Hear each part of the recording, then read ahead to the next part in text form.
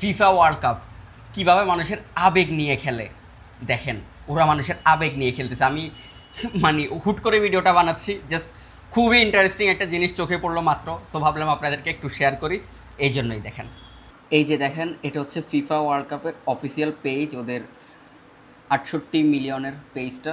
তো এখানে কালকে একটা পোস্ট করছে, আমি দেখাই আপনাদেরকে, খুবই ইন্টারেস্টিং।